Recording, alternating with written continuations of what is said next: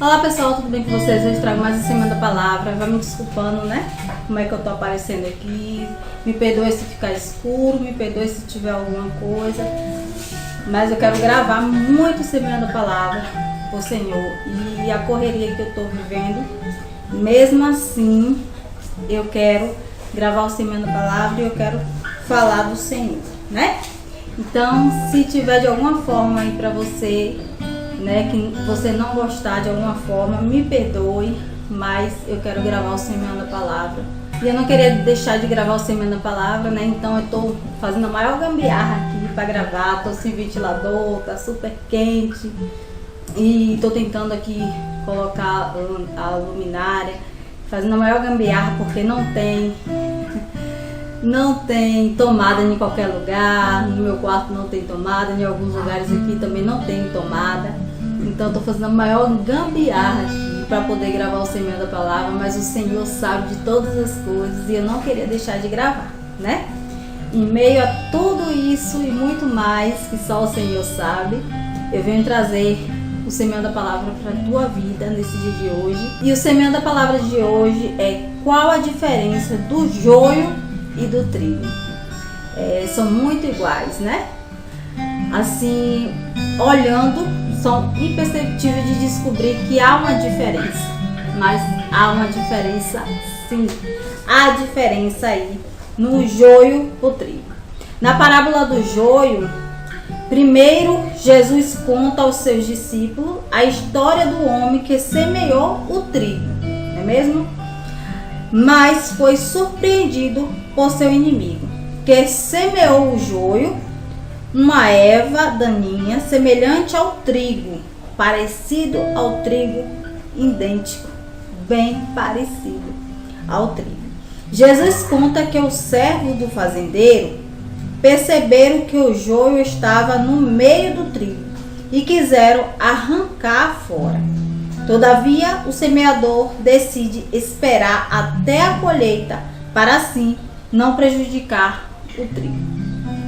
E a gente vai encontrar em Mateus capítulo 13, versículo 24 ao 43, o seguinte.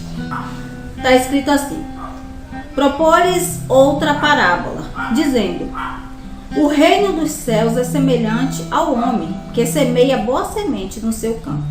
Mas, dormindo os homens, veio seu inimigo e semeou o joio no meio do trigo e retirou-se.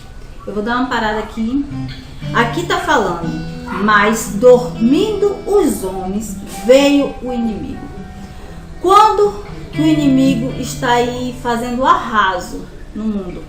Você sabe, meu irmão, quando é? É quando todos os homens estão dormindo. É à noite, à madrugada. Por isso que muitas, depois eu vou falar sobre isso aqui com vocês, né? Que a madrugada o Senhor nos chama. Por quê? Porque o Senhor quer que a gente busque Ele na madrugada para nos fortificar. E o inimigo, ele tá à solta à madrugada. É na madrugada que o inimigo tá aí fazendo arraso nas vidas, nas famílias, em tudo. É quando nós, homens, estamos dormindo. Quando nós, homens, estamos dormindo, o inimigo está à solta. E aqui fala: mas dormindo os homens, veio seu inimigo e semeou o joio no meio do trigo e retirou-se. E quando a erva cresceu e fortificou, apareceu também o joio. E os servos do pai de família, indo ter com ele, disseram-lhe: Senhor, não semeaste tu no teu campo boa semente? Por que tem então joio? E ele lhe disse: um inimigo a quem fez isso. E os servos lhe disseram: querem, pois, que vamos arrancá-lo? Porém, eles lhe disse: não, para que ao colher o joio, não arranqueis também o trigo com ele. Deixai crescer ambos juntos, os dois juntos. O que ele está dizendo aqui, né? Deixai com que os dois cresçam juntos, os dois se desenvolvam junto, para quando estiver desenvolvido, arrancai, separai, né? um do outro. Deixe crescer ambos juntos, até a ceifa, e por ocasião da ceifa, direi ao ceifeiro: colhei primeiro o joio e atacai-o em molhos para queimar, mas o trigo ajuntai-o no meio celeiro. Então, o que ele está falando? Que separai, né? Tirai o joio do trigo, separar e fazer aqueles molhos, né? Com o joio e o trigo, e assim botai fogo no joio. Mais adiante a gente vai ver o que? Outra parábola lhe pôs dizendo: o reino dos céus é semelhante a um grão de mostarda, que um homem, pegando dele, semeou no seu campo, o qual é realmente o menor de todas as sementes, mas crescendo é a maior das plantas, e faz-se uma árvore, de sorte que vêm as árvores do céu e se aninham nos seus ramos. Outra parábola lhe disse: o reino dos céus é semelhante ao fermento que uma mulher toma introduzir em 3 medidas de farinha, até que tudo esteja levedado. Tudo isso disse Jesus por parábola à multidão, e nada lhes falava sem parábola, para que se cumprisse o que fora dito pelo profeta, que disse: abrirei uma parábola a boca, publicarei coisas ocultas desde a criação do mundo. Oh, glória a Deus! E a explicação da parábola do joio. Então, tendo despedido a multidão, foi Jesus para casa, e chegaram ao pé dele os seus discípulos, dizendo, explicando-nos a parábola do joio do campo. E ele respondendo disse-lhe: o que semeia a boa semente é o Filho do homem. O campo é o mundo, a boa semente são os filhos do reino, e o joio são os filhos do maligno. O inimigo que o semeou é o diabo, e a ceifa é o fim do mundo, e o ceifeiro são os anjos. Assim como o joio é colhido e queimado no fogo, assim será na consumação deste mundo. Mudará o Filho do homem os seus anjos, e eles colherão do seu reino tudo que causa escândalo e os que cometem iniquidade, e lançá-los-ão na fornalha do fogo. Ali haverá pranto e ranger de dentes. Então os justos resplandecerão como o sol no reino do seu Pai. Quem tem ouvido para ouvir, que ouça. Oh, glória, glória a Deus.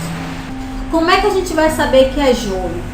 Como que a gente vai diferenciar o trigo do joio? O joio, ele é enganoso e pode ser confundido. Ele pode ser confundido pelo trigo. Muitas das vezes você vê um irmão aí que está sendo enganoso, que veste conforme, né? Os servos do Senhor veste, ele parece ser, mas ele não é. Não produz fruto e é tóxico se ingerir. Ele não possui frutos, ele não tem testemunho, ele não tem, né, algo ali muito de dizer do Senhor, né? Ele não diz muito do Senhor, ele diz mais sobre ele, sobre a pessoa dele, né? E ele acaba sendo tóxico, ele acaba até tentando matar, conforme aqui está falando, né, que se a gente ingerir. Mas imagina na igreja, um irmão que muito se anda com um joio, ele acaba sendo tóxico, ele acaba matando o trigo, ele acaba matando o servo do Senhor. Por quê? Porque ele vai querer ser mais, ele vai querer ser maior, né, do que tudo ali, até do que os servos do Senhor que está ali. Então ele vai querer sempre estar por cima. Se ele vê um servo do Senhor sobressaindo, ele vai querer matá-lo. É rígido e não se curva. ele é rígido e não se curva. Muitas das vezes você vê aí, né, que está na casa do Senhor, mas está sendo orgulhoso. Ele fala mais do que tudo. Se ele estiver bem, tá bom. Se ele não tiver, então ele vai falar mais sobre ele do que sobre ser humilde, né, perante aos outros e perante ao Senhor. Ele não é humilde, não tem utilidade e é lançado ao fogo. Ele não tem utilidade nenhuma. Muitas das vezes a pessoa está ali, está na casa do Senhor, mas não faz nada pelas obras do Senhor. Então ele não tem utilidade alguma, né? E ele vai ser lançado ao fogo, porque o Senhor, no tempo certo, quando o Senhor vir nos buscar, ele vai ser lançado ao fogo, para a honra e glória do Senhor.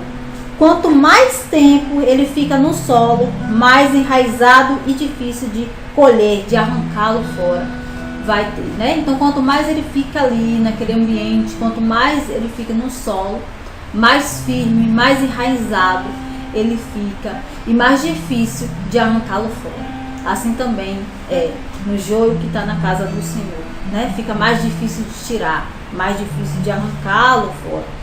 Mas muitas das vezes, meu irmão, aqui a gente está falando sobre os joio, mas também estou falando sobre alguém que é joio, né? Que parece ser servo, mas é joio. Mas muitas das vezes você não tem que arrancar ele fora. Você tem que falar, você tem que buscar ele e tentar resgatá-lo. Mas muitas das vezes não tem jeito, né? Muitas das vezes não tem solução, não tem jeito. Agora, qual a diferença do trigo para o joio? Tem diferença sim. O trigo tem diferença do joio. A diferença é, o trigo, ele é verdadeiro. Ele alimenta muitas pessoas. O trigo, ele é verdadeiro. Ele, mesmo estando passando por dificuldade, por adversidade, ele é verdadeiro. Ele vai agir na verdade, para a honra e glória do Senhor. Produz muito fruto. Ele fala muito do Senhor. Ele tem muitos testemunhos. Ele passa por muitas coisas e tem como testemunhar muito das lutas, né? Das adversidades que ele passa. Ele também testemunha. E ele tem muitos frutos a compartilhar com os irmãos, né? De edificar os irmãos. É maleável, se curva facilmente. Oh, glória a Deus. Ele é maleável, ele se humilha perante o Senhor facilmente.